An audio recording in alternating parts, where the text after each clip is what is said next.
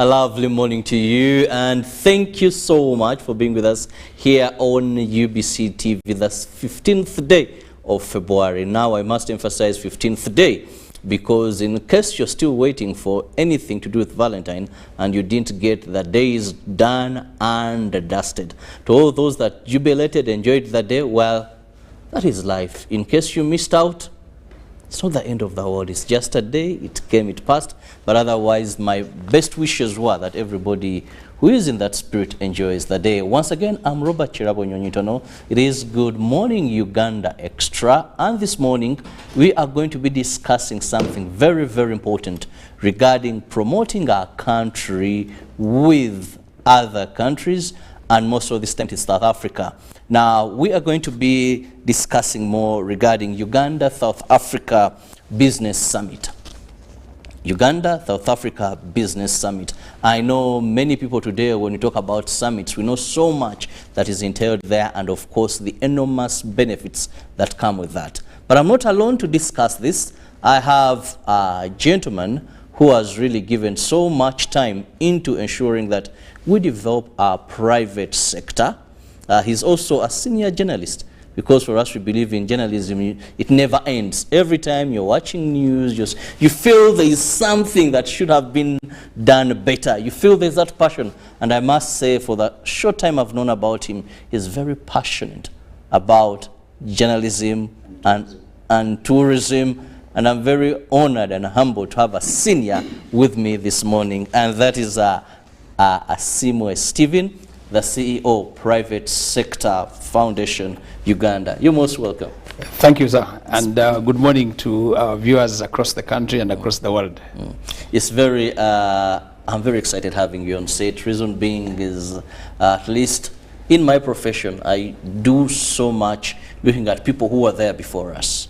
I hunt for their works, enter anywhere, have a comment from them, because I believe there's so much the current journalists need to learn from the old journalists, mostly when it comes to ethics and integrity.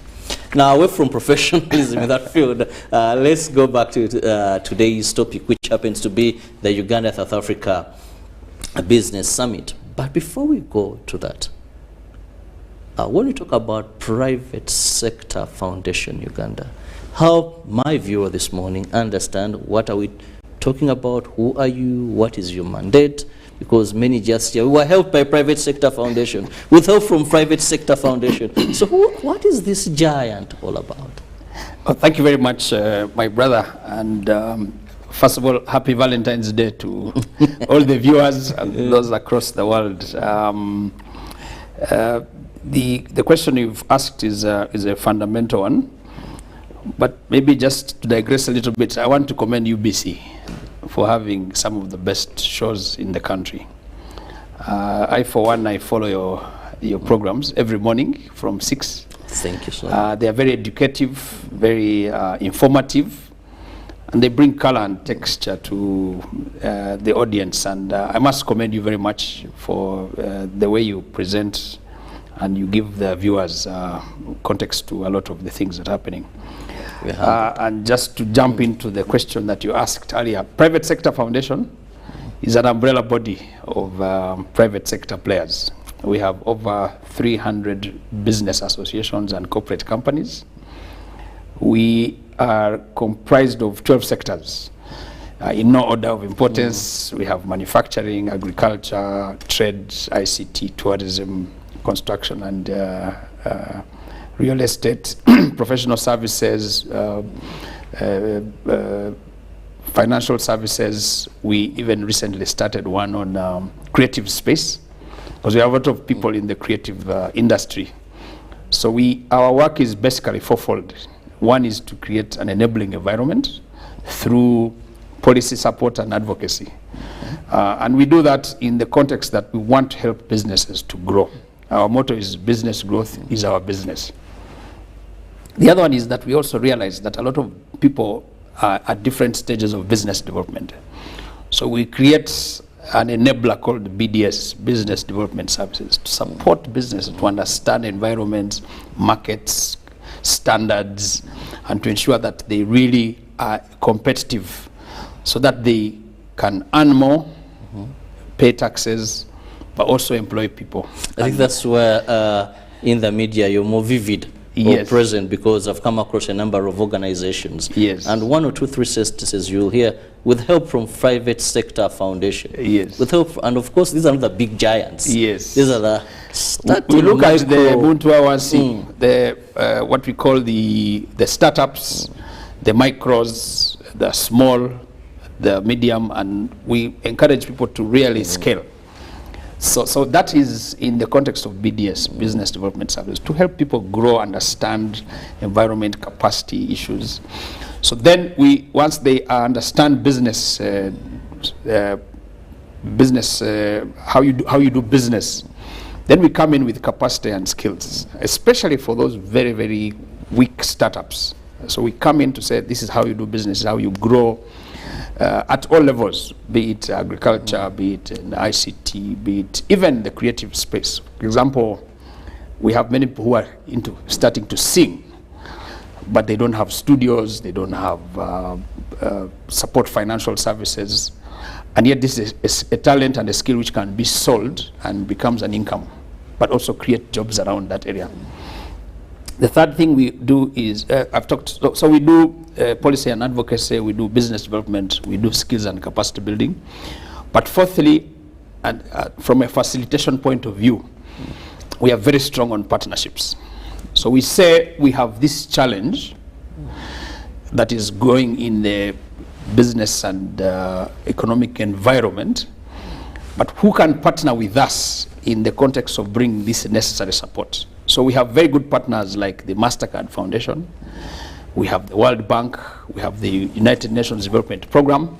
UNDP has been very, very big, especially when you come to things like the Africa Continental Free Trade Area. And I'll talk about UNDP in the context of South Africa later.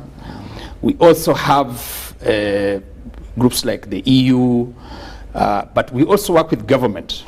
We are now the leading partner, the go-to partner for government. So you've been hearing groups, things like skills development facility, the competitiveness enterprise development. Now we have something called GROW, partnering with the Ministry of Gender, a program called GROW, which is an acronym for Generating Opportunities for Women.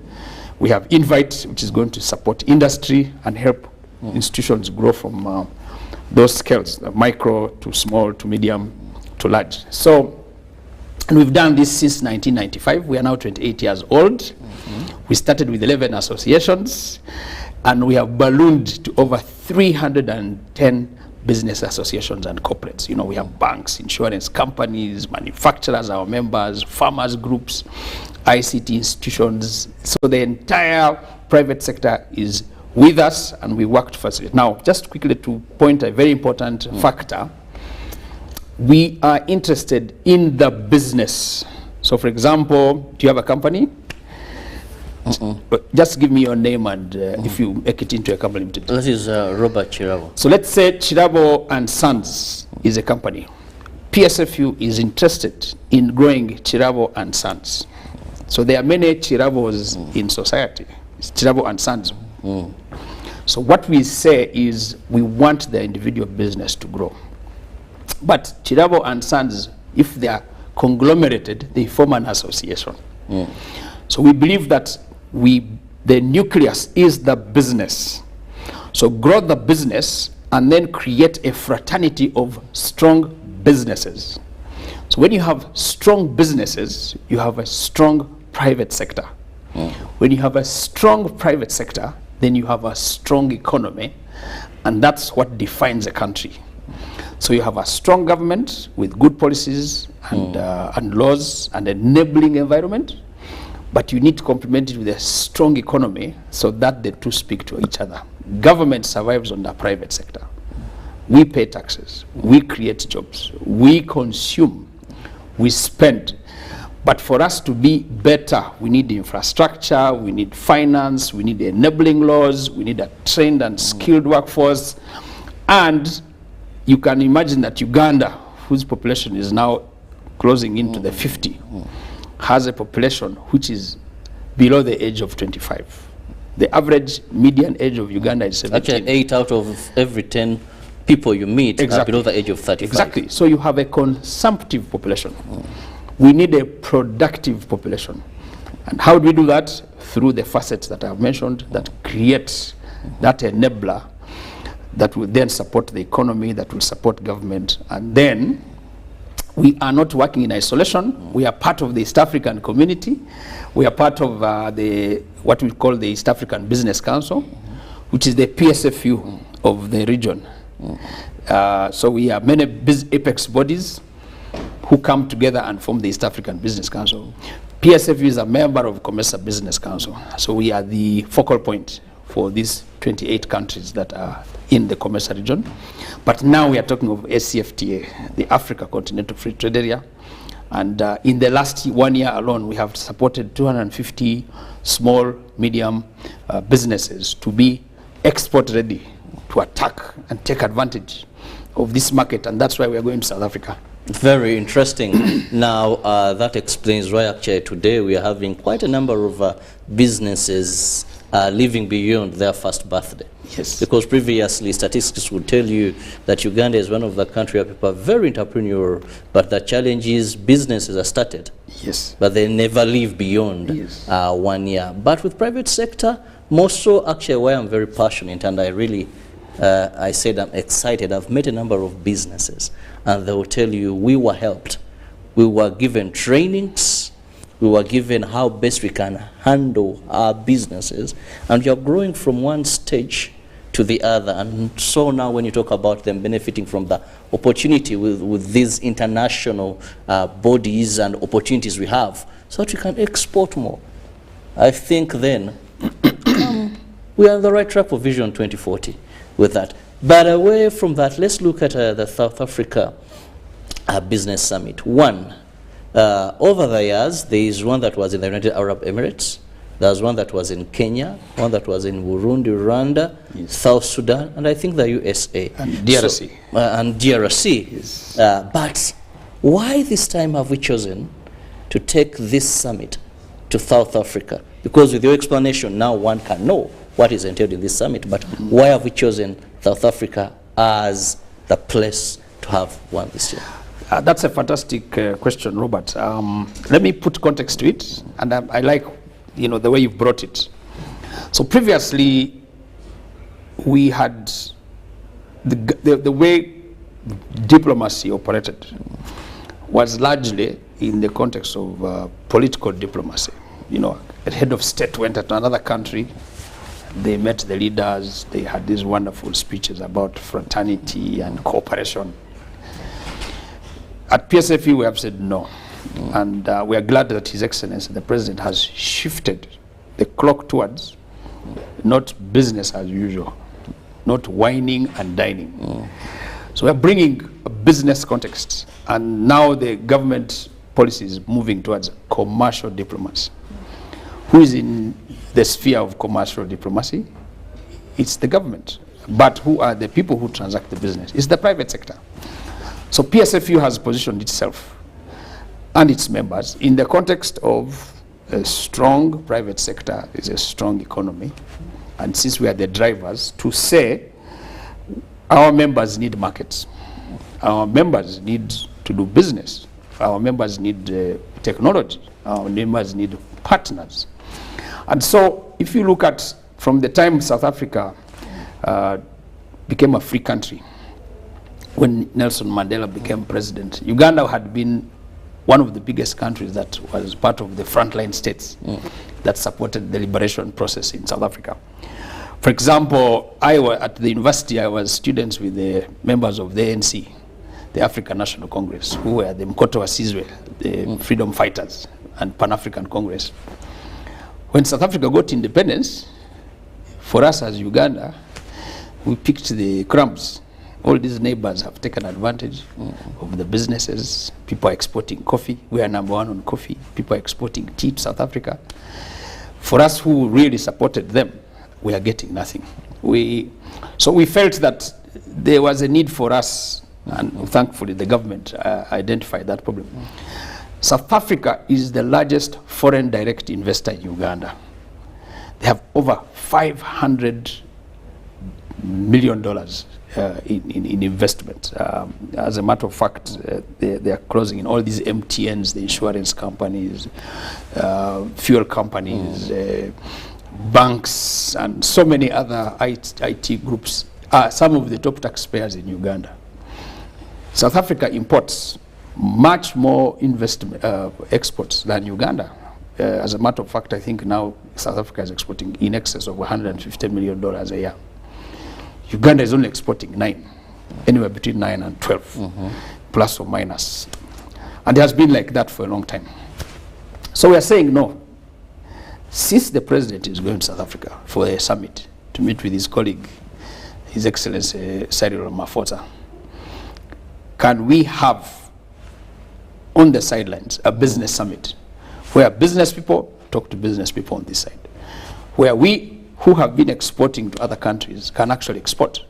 Do you know that, for example, South Africa imports its coffee from Germany, from Spain, from the UK? Coffee which comes from Uganda, those countries don't grow coffee. We have the best, I would say. We are number one, both yes, Robusta and Arabica. Yes. We export coffee to Europe. The Europeans process it and then take it to South Africa when it's our coffee. So this is unacceptable, unfair, but we have to fight for these markets. We can't continue blaming why South Africa is consuming. So, in short, Robert, we are going with a huge contingent of business people. As by this morning, we had over 200 people who had expressed interest in going to South Africa to go for this conference. It's going to take place between 27th and 1st of March. The presidents are going to meet and discuss fraternal issues. And then His Excellency Ramaphosa and His Excellency Yoweri Museveni will come and address the business summit. But before they do that, for us, we shall have gone ahead and conducted business. We are thankful to our High Commissioner, Mr. Paul Amoru, who has really been at the forefront, and another gentleman called Mr. Kenneth Kakuru, who is the chairman of the Uganda fraternity in Southern Africa. They said, look, we are mobilizing business people from South Africa with the Ministry of Trade and all that. And so we are going as a strong contingent. Government, Ministry of Foreign Affairs, Trade, Ministry of Finance, especially the one in charge of investment, agriculture, ICT, and then from this side of Uganda, PSFU has been the secretariat, and we are working with all our members, you know, UMA, the Farmers Federation, the ICT sector, and all of that. Uganda Airlines is our anchor airline, and thankfully we thank government for, we're going to have a full Boeing packed with our people. They are going to display goods. We're going to have a trade exhibition. We're going to have business to business, business to government. For example, we are saying it's very difficult to trade with South Africa because getting a visa is one of the toughest challenges. So how do we get a multiple visa that goes in and out for business people? Last year, President Ruto, just after he'd been sworn in, took a contingent of big business people to South Africa, and they were able to get 90-day multiple entry visas for business people. We're saying this 160 plus million which you are exporting here, and we are sending 9, is not fair. Tourism, which I once headed, we have been going for Indaba travel shows, Cape Town things. So how do we get more South Africans to come and visit our country? We have everything: wildlife, culture, heritage, geographical features, good food, good people, fantastic weather. South Africa goes through some of the most punishing winters. I went to school there. I know it freezes -0, -2, -3. So how do we get more South Africans staying here during the cold times and go back? Uganda is home to over 50% of bird species, and we have these things here. We have the wildlife, the big 5, we have the gorillas, we have the chimps. Everything is in Uganda. So why should they go to other places? But don't blame them. We have not marketed enough. Ourselves. So this is the time to do that. We are going there to say, guys, buy Uganda. Come to Uganda. Enjoy Uganda. Experience Uganda. Eat Ugandan food. Our fruits, our vegetables, our sunshine, our wonderful people. You know that Ramaphosa's son married here. So he's our Muko. And recently I saw him tweet how we made money out of the Ankole cow. Yes, the Ankole cow. The Ankole cow, something that many Ugandans don't know. But also in addition to that, we have about 500,000 Ugandans living and working in South Africa. So still we have a very big population of Ugandans in South Africa. But now, Stephen, one of the other questions, PSU has done a number of such summits. Like I earlier said, the most interesting to me was the one you guys had in Vietnam. And I was like, heaven's sake. Yes, West African countries I could accept, Uganda, Kenya, Tanzania, because almost all of them we've had one. For USA, I would accept, yes, America, but that of Vietnam was something that took me by surprise. I'm like, wow, maybe we have markets there. But getting to the question is, how different is the South Africa Business Summit compared to others, to a number of these that we've had before? Because you may find that someone participated in the previous. So what is new there? Ugandans are very aggressive if there is direction into business. So what can I expect to be different? First of all, this is going to be the first of its kind.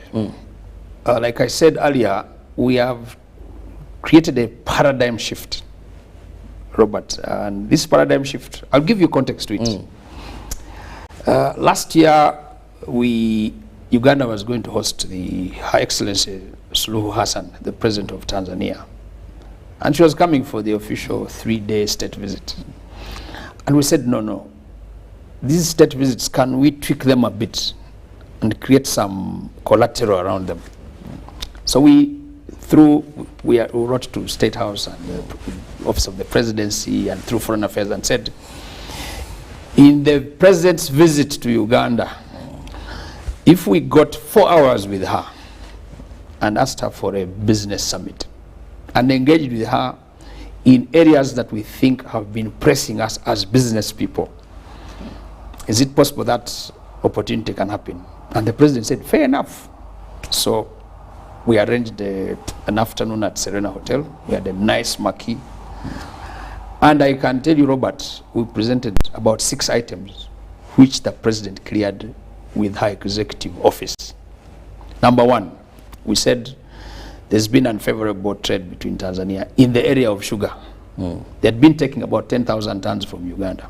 We have big factories, Kinyara, Lugazi, Kakira, and many other small ones. How about if we got more orders from Uganda? She said, tick.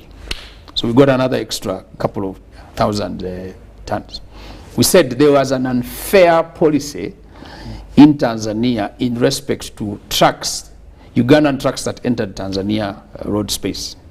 They were charging us $520 for every truck that entered Tanzania. Can you imagine? Yet other neighboring countries, Rwanda, Burundi, Zambia, and Kenya, were being charged $125. And this is something that had been stuck at policy level. She said, remove it. Be at par with the other members. That was a big tick. Number 3, we said that there had been a lot of trade barriers, and what are known as NTBs, bribes on the road, challenges of accessing Tanzania. She said, I've opened up Tanzania Ports Authority for you.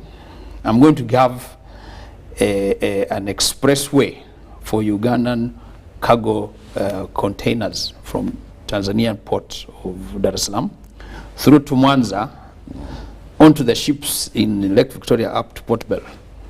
We cleared that, and we are now moving towards a 72-hour, on rail. So then we also said, you have not been taking our poles for electricity. So it opened. So the context I'm saying here is that it's not business as usual. We are now saying we want to reinforce diplomacy to look commercial, want to complement your commercial diplomacy. So back to South Africa is because the President was going through some engagements. We said, you have 1 day for us business people as President, so we tell you our problems. And by the way, the South Africans have issues with that. Let them tell us their problems. We tell the South Africans our problems, and we have a middle ground. You know, business people speak the same language. Money has no DNA. Doesn't matter which religion you Everyone's are. looking at maximizing It profits. is in punk way. You have a product, which is willing buyer, willing seller. We speak one language. Anywhere you go, South Africa, Peru, China, we speak one language. Profits. It's a talk. So we don't have barriers. Kakati, we are saying, we want to sit on the same table and trade. I have coffee, you are buying coffee from Europe, which is our coffee. Let's sell the coffee to each other. We have vegetables, we have flowers, we have food, we have fruits. How can we send them? But your things are not good quality. You come and we co-invest on packaging, on production, on standards, on all those things, so that it is win-win. And then let's reduce this deficit of 160. Let's also come halfway, buy more from us. I can tell you, many of us went to school in South Africa. We are saying we have very good universities in Makerere, we have UCU, we have Nkozi. I hope I'm not leaving out others. Where we can actually have students doing exchange, research. These guys are selling our cows at $250,000. I have Ankole cows in my farm, get not more than 3 million shillings. They are taking them on an auction and getting, Midas touch. So how do we co-create tourism, airlines, even the Trans-Africa Highway? You know that there's supposed to be a road and a railway from Cape Town to Cairo, and it's coming through Uganda. How far have we gone with that? Open skies. Why is it that I'm paying right now? Uganda Airlines is charging $500 to South Africa on a 4-hour journey. How do we reduce it to 50 and create that constant traffic that we're talking about, etc., etc.? So this conference is different. It's going to be unique, the first of its kind. In fact, we are proposing that we make it annual, so that every year we go, we look at the progress, and obviously, how do we create collateral for our people? Now, I will tell you, Robert, that ultimately, we want this summit to translate into more jobs, more business opportunities, more technology coming, value addition. And the government is talking of PDM. How do we link PDM to this summit? We have to look scientifically, progressively, but also in a manner that is measurable and is attainable, so that ultimately the government says we have a private sector that is strong. What are the issues that are disturbing them? Well, one of the things I've liked, and I think this has always been the missing gap, and I'm happy that Private Sector Foundation is addressing it, is bring the business community and the political strength to understand each other and find a better way forward. Because most of the times you find that one of the things that affects the business community are policies, and these much other technocrats could have, but they may not be in the business actually. But the private sector understands challenges, weaknesses, strength. Now, if you have heads of states and, of course, their dignitaries coming together and finding how best do we help our countries both make better money, create more jobs, think it's a way to go. And, of course, after the break now, we'll look at who are the people you're targeting, who are those that should participate in this. Because today, many people have developed their businesses, and Ugandans today know the meaning of networking. Ugandans today know the meaning of being at such summits, because the world is now a global village. This is where you're going to meet someone who is going to buy more. But we want to look at who is expected to be part of this summit. When we return, I'm going for a very short break, and I'll return shortly.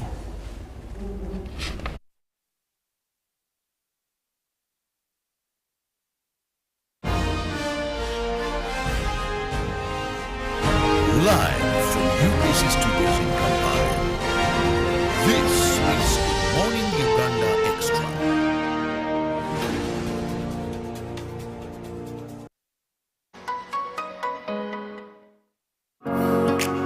It's no secret that ICT makes learning easy. The strides made in our field could not be possible without it.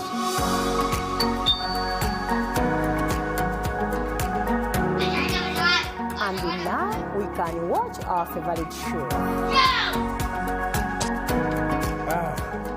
My radio is my best friend. UCC provides an enabling regulatory environment and policy guidance for healthy competition. We also facilitate ease of doing business in the communications sector through licensing, standardization, spectrum management, tariff regulation, rural communication development, and consumer empowerment. An informed consumer is an empowered consumer. UCC supports local content and innovations.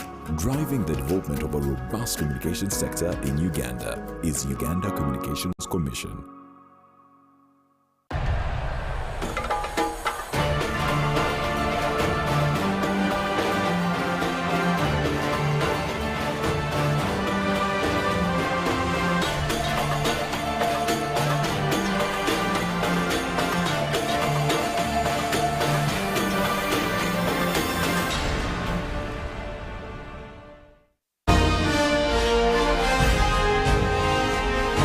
Live from UBC Studios in Kampala.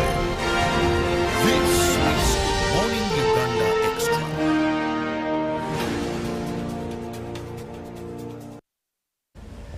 Welcome back from that short break. It is still Good Morning Uganda Extra, and we are looking at the Uganda-South Africa Business Summit that will be kicking off on the 27th of February and will run till the 1st of March. Now, here is an opportunity of very many areas for the people in the business community here in Uganda. And I have, in case you've just joined us, along the way, I have the CEO, that is a Private Sector Foundation Uganda, Stephen Asimu, with whom we are discussing more regarding this summit. Now, who are the people that are supposed or expected to be part of this summit? Away from the official ones, the dignitaries, the heads, but omuntu wa bulijjo.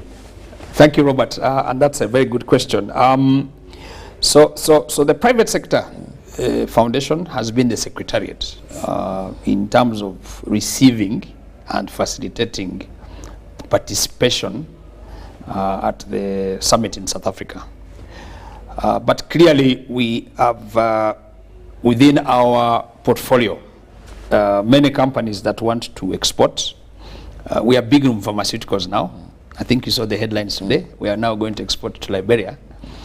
But remember that we have this company called Cipla that is actually listed on our Uganda Securities Exchange. They have huge orders that can actually be taken to that part of the world. We are big on tea. We are very big on coffee. We are the #1 exporter of Robusta and Arabica coffee. So we have a big contingent of people going, and anyone who's interested in exporting those products. We are big on spices now. We're big on vegetables. We are big on flowers. We're big on fish. Like you said, rightly said earlier, we have 500,000 Ugandans living and working in South Africa. They are dying to eat matoke. So we're big on bananas, gonja, those things, both the fresh but also the powder. We're big on cocoa now.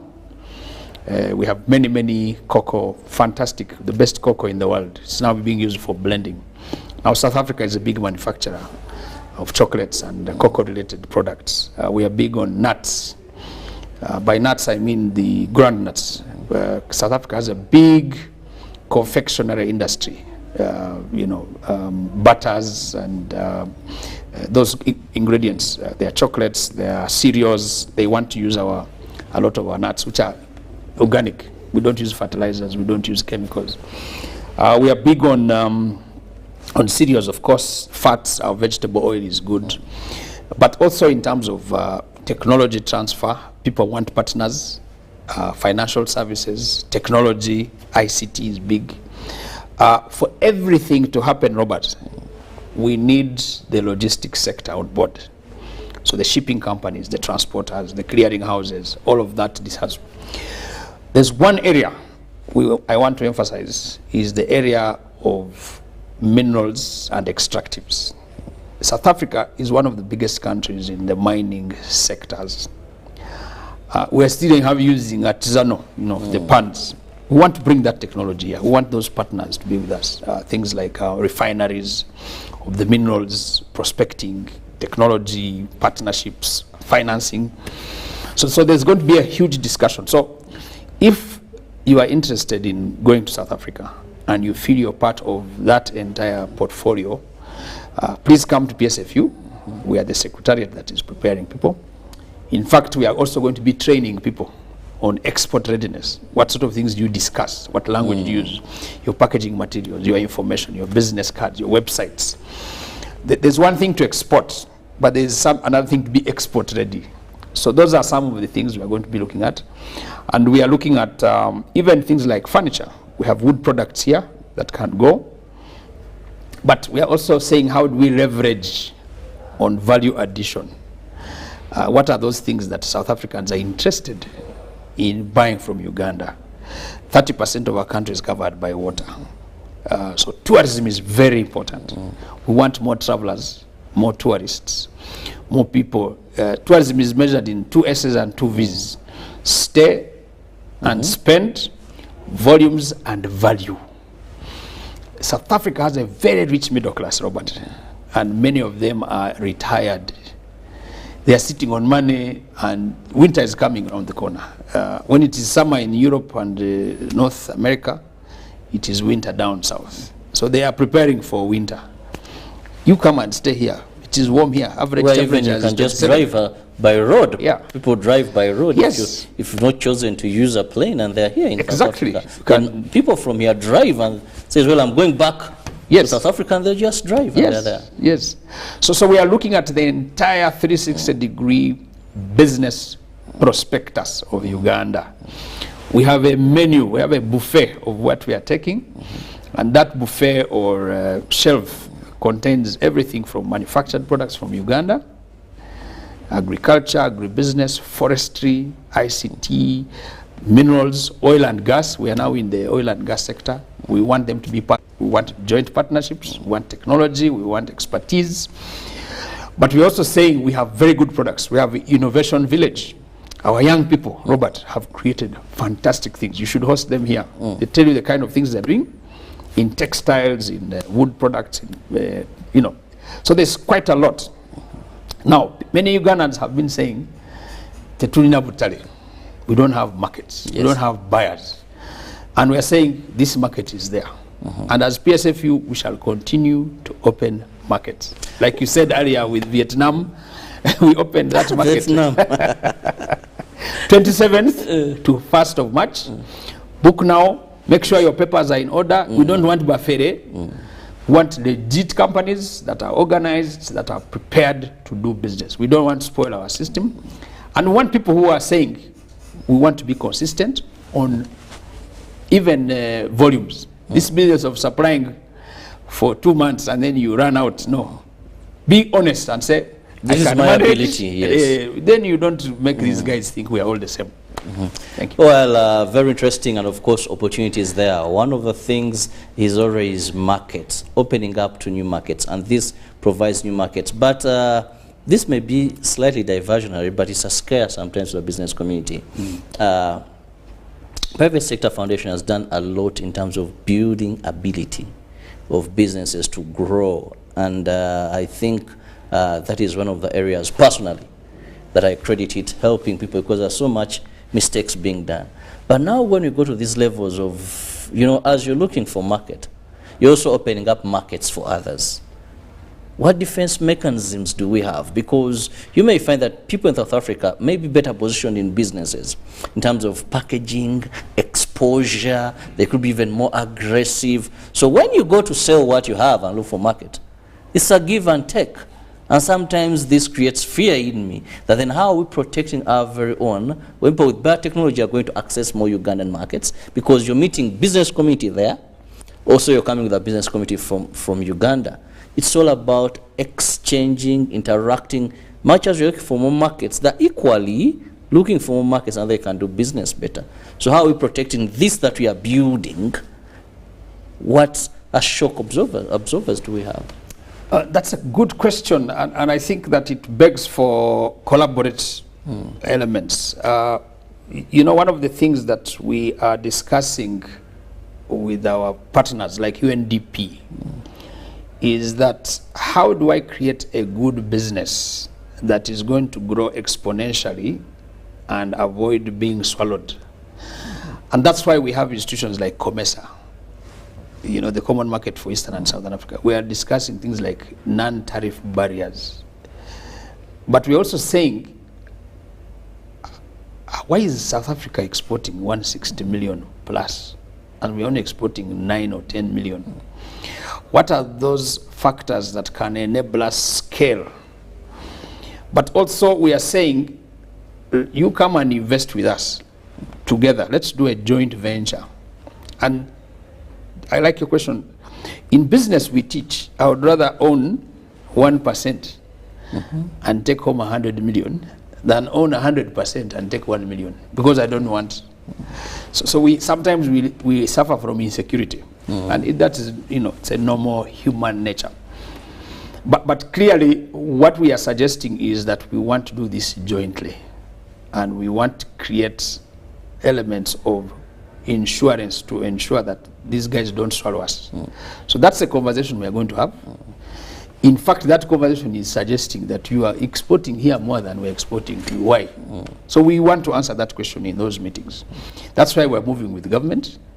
Government is our anchor, is our host. Our Ministry of Trade is going to be having, so we are going to have what you call G2G, government to government.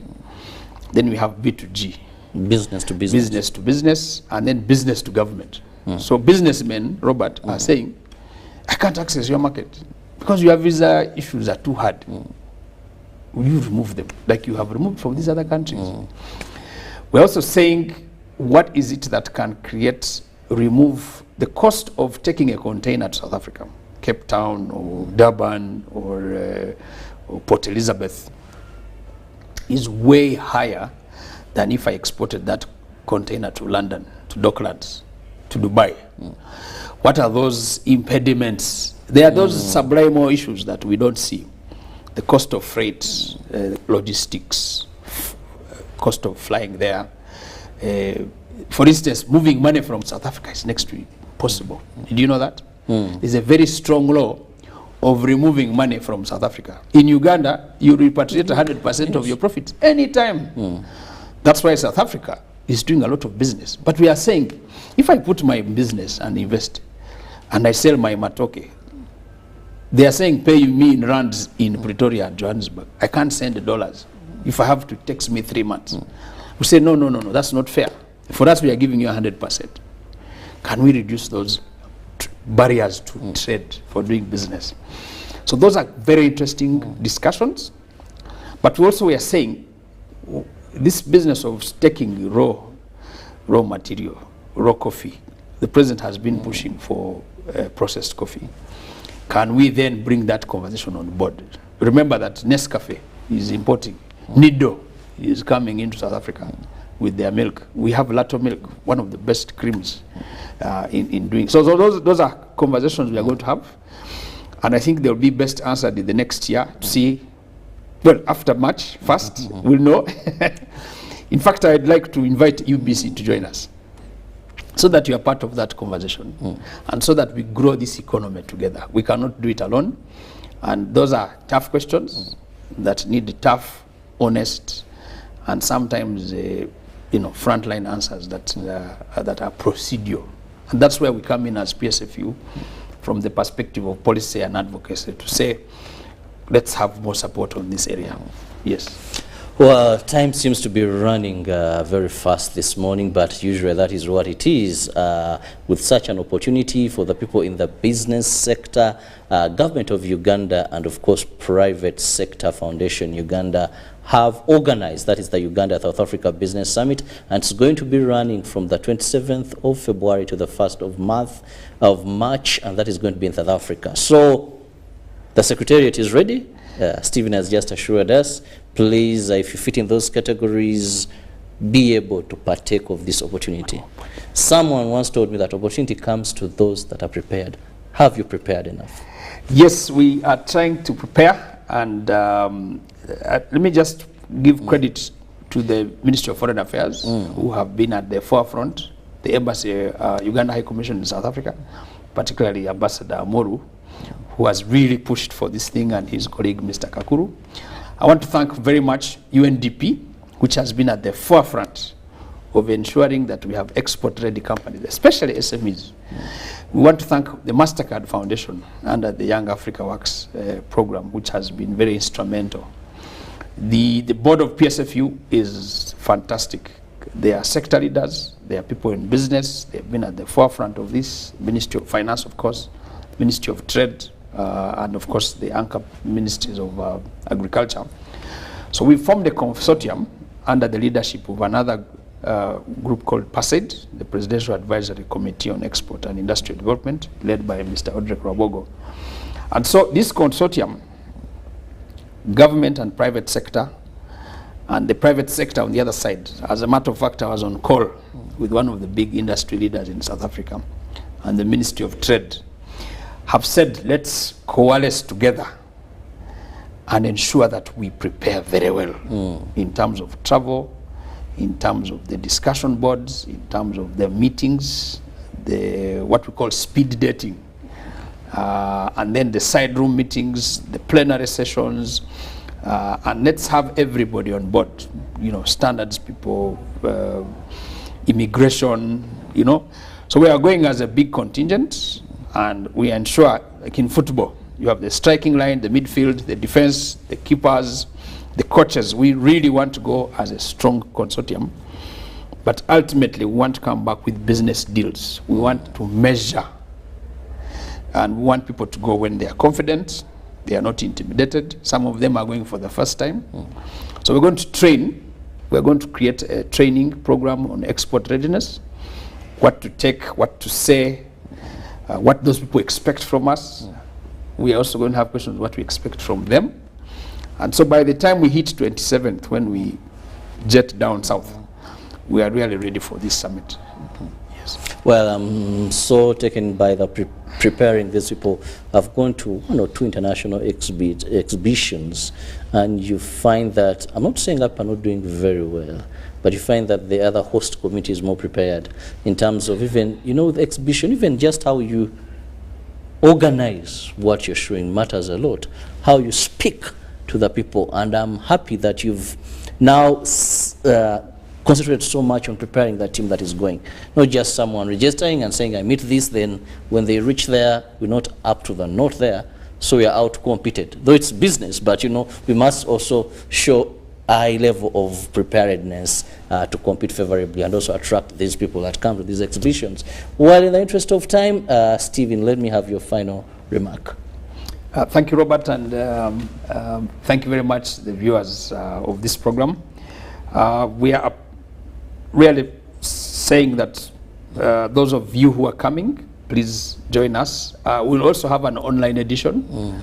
We'll be live streaming the different processes going on. The first couple of days will be really political.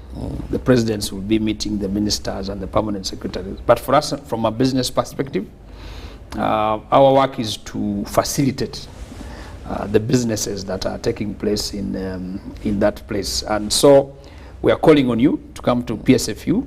There's a lady called Julie Navuma. She sits at the secretariat, and we are hoping that we shall give you information to that effect. But I would like to appeal that if and when you intend to go, please have your papers in order. We've had travel advisories of people going to South Africa and disappearing, and not just South Africa, but also other places, and then, you know, disappearing in thin air. That's not good. But secondly, have your literature, have your information, be honest, be really honest about what you do and how you're going to do it. But where you think you need help, we're available to answer some of the issues. We're looking at partnerships, we're looking at technology, but we're also looking at scale. And so in the coming weeks and months, PSFU will be opening its doors to a new project called GROW. It's called Generating Opportunities for Women. It's under Ministry of Gender, supported by the World Bank. We want to support the women in business. We have another one coming called Invite. This is to help companies scale in value addition and export capacity. But also we are working on CEDP, which has been long running. It's a matching grant component, but we are supporting Ministry of Lands, we are supporting Ministry of Tourism, UTB, UA, those places that are helping on tourism. But also we are appealing to Ugandans to start working on quality. Quality is going to earn us money. I was talking to a guy this morning, Dr. Huda Mahmoud, who is on the export of horticulture. And we're looking at the statistics of chilies. A certain type of chili, if done very well, on 1 acre, you can earn $100,000 easily. So we're trying to ask Ugandans to start thinking proactively into those strategic areas that we can export that can help them earn money. And I can tell you a lot of those opportunities are coming. Watch the space. But also to appeal to companies, businesses, corporates to come and join PSFU as members. We shall link you up with the other associations which are very facilitative. And PSFU is your business. Robert, I expect you to join PSFU as a member and appeal to all your viewers to join us. And let's grow businesses, let's grow business associations, let's grow the private sector, and that leads to growth of the economy. And then we shall enter the middle income status and then the first income status. Thank you. Well, you make it sound so simple. But anyway, if well done, the good thing is there is evidence to testify to that. There are testimonies, at least I've encountered a number of people testifying.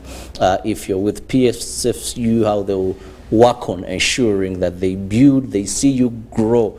And I'm so interested in the new now journey of improving women that grow. And I hope I have an opportunity to have you more on set. I'm fast handling women. You know, by nature of African, you know, we need to empower our women economically. They saw this much imbalance. I feel we need to reduce the gap. Yes, government has done much, but we still need, so any opportunity I see to close that gap, I want to be part of that journey to see to a next level. Thank you so much for your time. Thank and you, of course, hope to see you in South Africa. That is at the Uganda South Africa Business Summit from the 27th to the 1st of March. Please, let's partake of this opportunity. See you tomorrow, God willing. Have a lovely day. Good morning.